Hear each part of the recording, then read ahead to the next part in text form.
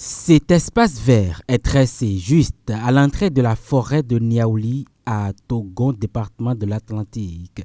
De l'autre côté se trouve le parc de technologie et d'innovation sous tutelle de la direction de l'Institut national des recherches agricoles au Bénin. Ici, des recherches se font sur plusieurs spéculations, prioritairement le maïs, le manioc, le riz et le soja. Au niveau de la production végétale, nous avons mis 4 spéculations. Dans le maïs, on a mis des variétés de maïs améliorées à cycle court, compte tenu de la des changements climatiques. Nous avons mis en place un parc de technologie et d'innovation où nous avons mis, c'est un espace où nous avons installé plusieurs types de technologies, que ce soit végétal, animal, aquacole et post-récolte. Nous sommes un vendredi du mois de juillet 2024. Des professionnels des médias, par l'entremise de l'Association des journalistes et communicants spécialistes de l'agriculture du Bénin, GLECHO, ont eu droit à une visite guidée de ce parc de technologie et d'innovation. Un moment de découverte, mais également d'élargissement des connaissances. C'est une variété aussi améliorée de maïs qui a un cycle de 75 à 80 jours. Et son rendement potentiel, c'est 3 tonnes à l'hectare. Et toutes les variétés ici ont été semées le même jour. Fahaba PQM Bénin est l'une des variétés améliorées de maïs en étude dans ce parc de technologie et d'innovation. Elle a un cycle total de 105 jours avec un rendement potentiel de 4 tonnes à l'hectare. Une autre variété est en phase d'expérimentation et sera proposée plus tard aux producteurs de maïs. Pour les activités post-récolte du maïs, le parc propose ces 2 machines agricoles en termes d'innovation. L'usage de ces machines dénommées Zekede et Aziza est ici démontré aux visiteurs restés admiratifs.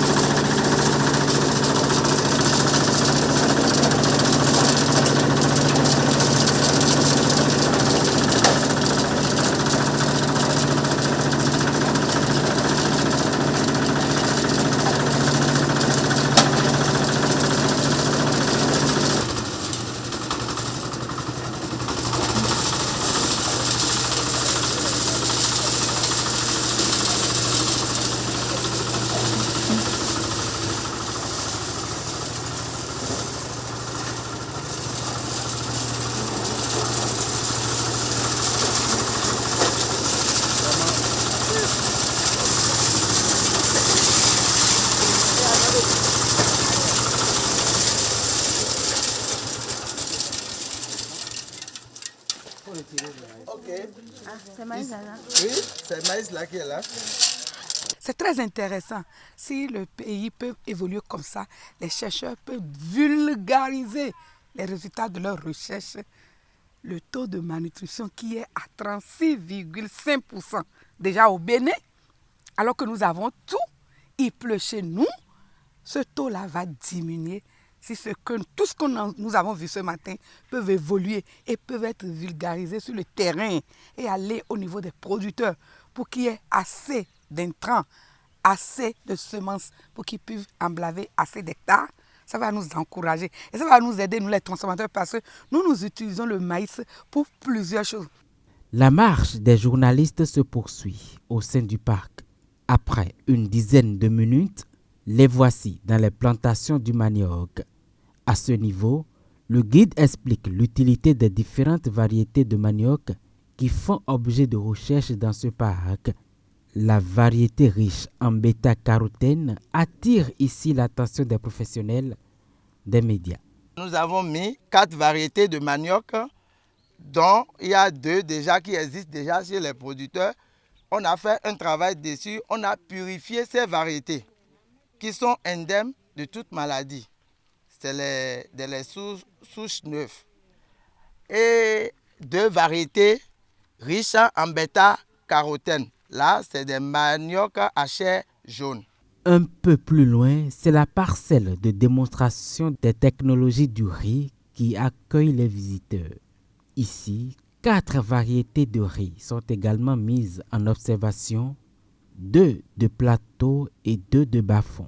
Chaque variété a ses caractéristiques. Partout où vous semez du maïs, vous pouvez mettre ces 2 variétés que nous voyons derrière moi là.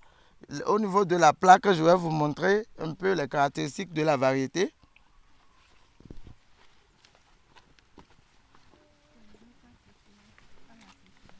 Ici, c'est la variété Bénin riz 2P, qui est une variété de plateau, qui a 90 à 100 jours. Et son rendement est 4 tonnes à l'hectare. Et c'est une variété qui tolère bien la sécheresse. Ouais, donc, c'est une variété que vous pouvez mettre partout où vous mettez le maïs là, ça peut rester là-bas. Mais ça ne suit pas les mêmes itinéraires techniques. Ici, on a fait semis direct. C'est grain à grain. Ce qu'on a mis, c'est un grain que nous avons mis comme ça. Oui, on a mis 2, 3. Après, on a fait démarrage à un plant par bouquet. Parce que si c'est à un plant par bouquet, ça donne beaucoup de talc. Vous comprenez? La variété arrive à mieux s'exprimer quand c'est un grain par bouquet. C'est difficile de mettre un grain par bouquet, mais quand vous mettez 2, 3, après vous allez faire le démarrage à 1. En expérimentant la production du riz, les chercheurs veulent démontrer la capacité du riz à résister face à la sécheresse en vue de pallier les difficultés des producteurs. Dans les riz que nous avons, on a le Orilus, qui est un riz de bas-fond très aromatisé. Et c'est naturellement aromatisé, c'est pas de l'arôme qu'on a mis dedans. Quant à la production du soja dans le parc de technologie et d'innovation, la technologie mise en avant ici est l'usage de l'inoculum pour permettre aux producteurs d'avoir un bon rendement. Au niveau du soja, on veut montrer aux producteurs, si le producteur joue sur les densités de semis, il peut améliorer son rendement. Donc, on a installé le soja avec de l'inoculum. Vu la rareté de l'engrais et l'accessibilité de l'engrais pendant ces temps-ci, il y a les recherches qui ont été déjà faites pour l'inoculum, pour le soja. Et notre soja a une caractéristique, c'est non déhiscente. C'est qu'à maturité, les gousses ne s'éclatent pas. Donc le producteur ne perd pas les grains à la maturité. Le parc de technologie et d'innovation expérimente aussi d'autres techniques de pisciculture. On a aussi les démonstrations sur le système d'élevage en milieu de plateau pour la pisciculture. Donc on peut réaliser des étangs en zone de plateau. Comment ça se fait? On a un prototype là qu'on a déjà montré à nos visiteurs.